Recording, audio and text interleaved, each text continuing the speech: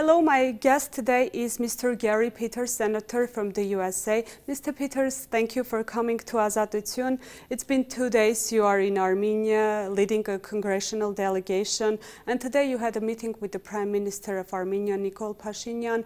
What did you discuss with him today, and what's your message during your trip to Armenia?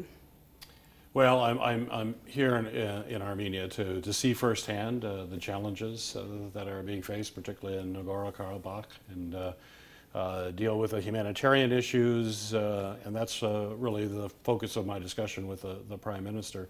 But I represent a very large and a very vibrant Armenian American community, part of the diaspora. They care very deeply as to what is happening here in Armenia. Many of them have family members or loved ones or know folks in Nagorno-Karabakh, and we're concerned particularly about the blockade.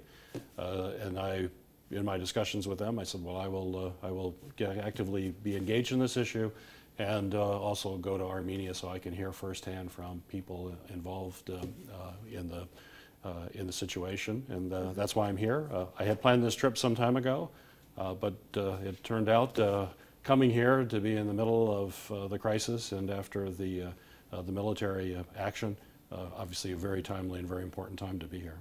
Mm-hmm.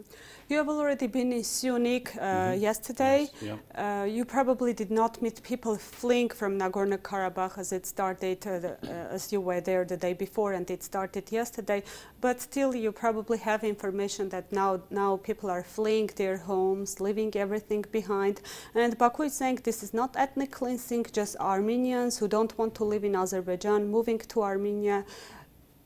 In your definition, what do you think is going on? Well, it isn't good. I don't think we know exactly what is going on, which is why it's very important that we have international observers go into the region. We need to have people on the ground that can report as to what is happening. Obviously now we have people that are coming out. We're going to hear those stories. We're going to learn a lot more as people are coming out. But I think I have very grave concerns as to what may be happening although the Azerbaijani government says there's nothing to see here. If there is nothing to see there, then let international observers in to see firsthand that things are moving according to the way that they describe it. Absent that information, I'm very fearful. And this is on top of a period of a blockade of critical supplies, of food and medical. We know that conditions are very tough for the people that live there, and now it's probably been escalated. When I was at the corridor, as we were leaving, we saw 3 Red Cross trucks bringing supplies on their way in. But 3 trucks is not enough. That's not going to deal with that issue, and I was particularly moved by the 20-plus trucks that are being stopped at the border that the Armenian government had sent with food and medical supplies and other essentials. They're not being let in, and that's really unacceptable. Yeah, Baku is saying that what's happening in Nagorno-Karabakh is their internal affair, and Yerevan, on the contrary, says that the UN Security Council should send UN-mandated peacekeepers to Nagorno-Karabakh. Aliyev, who is pretty comfortable with the Russian peacekeepers, doesn't want there to see international peacekeepers. Do you think there is any possibility to push for that, given the situation? Well, I think the world community needs to push. Certainly, I think it's important for my government to be pushing that as well.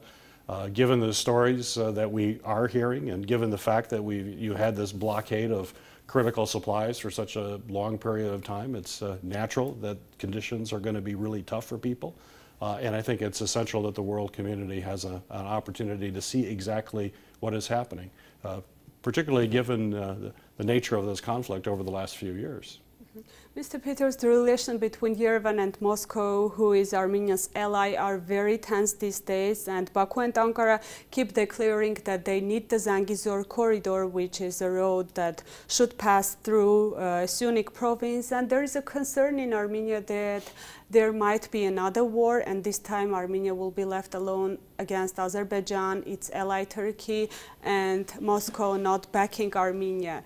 And people Western powers declared that they do not want military aggression against Armenia, but Armenian people keep asking themselves what they should expect from the Western powers, including United States, in case of a war. Well, I think it's important for us to continue to work on a relationship and build a stronger relationship with the United States. It's a reason that I'm here as well. I think there are many opportunities for us to work together, including growing the economy and creating jobs, having American investment in Armenia.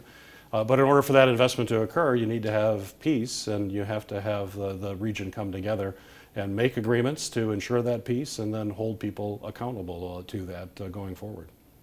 So just days before the Azerbaijani so-called anti-terrorist action in Nagorno-Karabakh, Assistant Secretary of State for European and Eurasian Affairs Yuri Kim said that the United States will not tolerate any attempt of ethnic cleansing against Nagorno-Karabakh Armenians or military action, whether in a short or long term. And also she called on Azerbaijan government to unblock the Lachin corridor. I think she said that in Senate. And what are we seeing now is people probably forever leaving their homes and other towns, Stepanakert, other towns and villages. What's your response to this situation as a senator of the United States? Well, that we have to continue to push aggressively to get international observers into the region. We have to also demand that humanitarian supplies get in as quickly as possible. Although there are some, as I mentioned, there are some trucks that are moving, a whole lot more need to go into that area. And it's just incredibly important that we continue to demand that and push for it and get it to happen.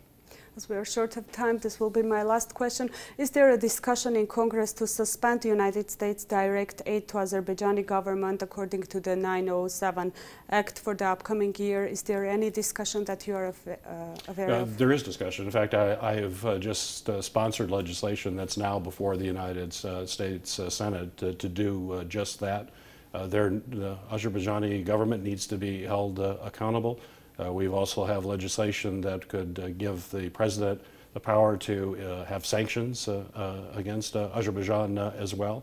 So there is a movement in Congress. I'm a sponsor of that legislation. We're going to be working to pass that in the coming weeks and months. So there's also a perspective for any sanctions at this point? It's part of the legislation that I've introduced with some of my colleagues.